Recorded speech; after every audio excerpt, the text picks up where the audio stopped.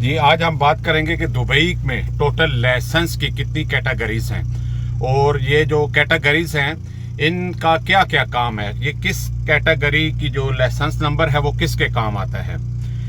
Video का आगाज अल्लाह पाक के बाबरकत नाम से जिसने तमाम इंसानों को खूबसूरत शक्ल शुबा दी। दरूद पाक आप सल्लल्लाहु अलैहि वसल्लम की ज़ात अक़दस पे लाखों करोड़ों दरूद और सलाम। जी, जब हम बात करते हैं लाइसेंस की कैटेगरी तो ये 1 से 8 नंबर तक इनके लाइसेंस की कैटेगरी होती है।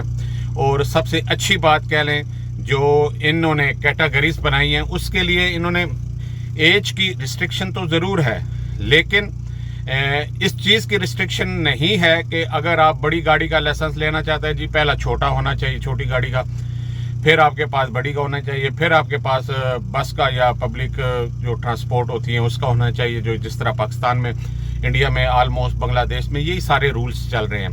लेकिन यहाँ इनकी ये अच्छी बात है कि आपकी जो फील्ड है, आपका जो शौक है, आप जिस कंपनी में हैं उसकी जो रिक्वायरमेंट है उसमें आप गए हुए हैं तो आप कोई भी फील्ड सेलेक्ट कर सकते हैं।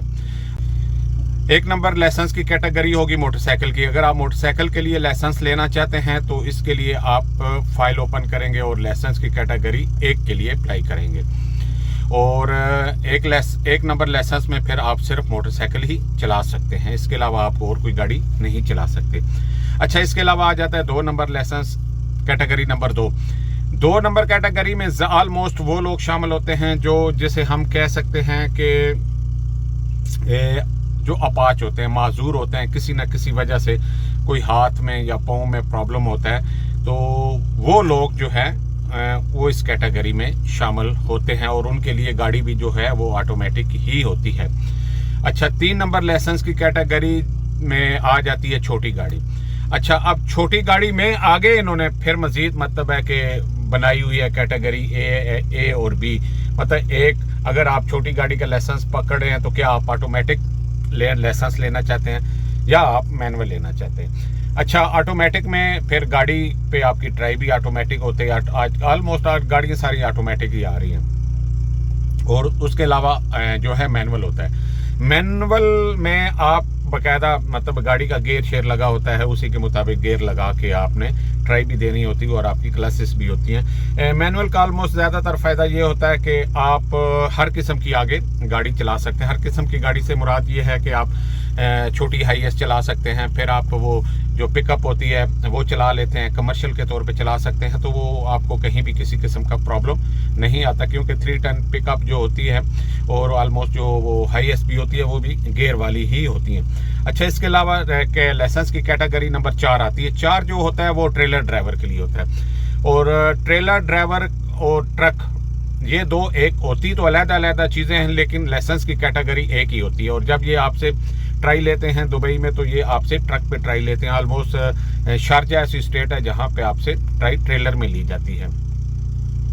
तो अगर आपके पास 4 नंबर लाइसेंस है तो कई लोग कहते हैं कि भाई 3 नंबर भी आप गाड़ी चला सकते हैं। ऐसा नहीं है, ये रूल 2005-6 में उन्होंने ख़त्म कर दिया था, उसके बाद उन्होंने अलग-अलग कर दिया था। इससे पहले जो था वो ये होता था कि अगर आपके पास जो है वो लाइसेंस पड़ा है तो आप छोटी गाड़ी भी चला सकते हैं। अच्छा, इसके अलावा 5 नंबर लाइसेंस जो आता है वो लाइट बस का होता है, छोटी बस, मतलब 27 सीटर तक कह लें, 30 सीटर तक कह लें, वो होता है। और ये कम ही मतलब इसमें लोग कम अप्लाई करते हैं। वो ज़्यादातर वो लोग अप्लाई करते हैं जिन्हें जो होटल लाइन में होते हैं, जो टूरिस्ट लाइन में होते हैं, VIP छोटी बसें जो होती हैं, मिनी बसें वो चलाते हैं या स्कूल की बसें चलाते हैं, तो ज़्यादातर ऑलमोस्ट वो ही लेते हैं। 6 नंबर जो है लाइसेंस वो बस का होता है। अब ये लाइसेंस भी काफ़ी जानदार होता है, इसकी भी जॉब यहाँ पर बहुत ज़्यादा रहती हैं। तो ये आ जाता है बड़ी बस, मतलब 27 सीटर से लेके जो है वो 70 सीटर तक जो बसें आती हैं, हैवी बसें आ जाती हैं, तो वो इस लाइसेंस की कैटेगरी में आता है। ये स्कूल बस भी इसमें ज़्यादातर होते हैं, लेबर वाली बसें ज़्यादातर होती हैं, उम्रे वाली बसें होती हैं, टूरिस्ट बसें होती हैं, ये इस लाइसेंस की कैटेगरी में आ जाती है। अब 7 नंबर लाइसेंस जो है वो आता है लाइट फोर्कलिफ्ट का, मतलब छोटा जो फोर्कलिफ्ट होता है। अक्सर कह लें कि जितने भी वेयर हाउस हैं, लॉजिस्टिक वाले वेयर हाउस हैं और जितनी छोटी मोटी कंपनी होती है उसमें वो छोटे फोर्कलिफ्ट की ज़रूरत पड़ती रहती है। तो वो फोर्कलिफ्ट भी चला सकता है। इसके अलावा नंबर आगे आ जाता है 8 नंबर लाइसेंस। 8 नंबर लाइसेंस में हैवी मशीनरी आ जाती है। हैवी मशीनरी से मुराद जो बड़ा फोर्कलिफ्ट होता है, जो कंटेनर तक उठा लेता है, जो 10-10 टन वजन उठा लेता है, वो आता है। फिर क्रेन आती है, क्रेन के अलावा डोजर आ जाता है, बूम लोडर आ जाता है, जेसीबी आ जाती है। ये सारा जो है ये 8 नंबर लाइसेंस की कैटेगरी में आती है और यहाँ भी इनकी जॉब इस रियाज से काफ़ी ज़्यादा रहती हैं। तो ये 8 इन्होंने तकसीम कर दिया। सारी ही लाइसेंस को, जितने भी यहाँ पे व्हीकल्स हैं, उनको इन 8 कैटेगरी में तकसीम करके, ताकि जो बंदा लेना चाहता है वो ये ले ले। अब ये ज़रूरी नहीं है कि आप अगर मशीन का या क्रेन का लेना चाहते हैं तो पहले आपके पास लाइट होना चाहिए जी, फिर आपके पास है नहीं। जो भी आप लेना चाहते हैं वो आप डायरेक्ट ले सकते हैं। हाँ, यहाँ पे एक जो है फैसिलिटी वो ये ज़रूर रहती है, चाहे आपके पास बस का लाइसेंस है या ट्रेलर का लाइसेंस है, तो उस सूरत में आप कार चला सकते हैं, वो भी तब जब आपके अपने नाम पर होगी, ठीक है ना। अब आप पब्लिकली वो नहीं चला सकते। वो कार आप जो पर्सनली होती है वो आप चला सकते हैं। उस पे अगर आपको कोई पकड़ता है तो वो फाइन नहीं मिलेगा। अदरवाइज एक लाइसेंस की कैटेगरी वाला दूसरा अगर चीज़ चला रहे हैं तो उस पर उसको फाइन भी मिलता है।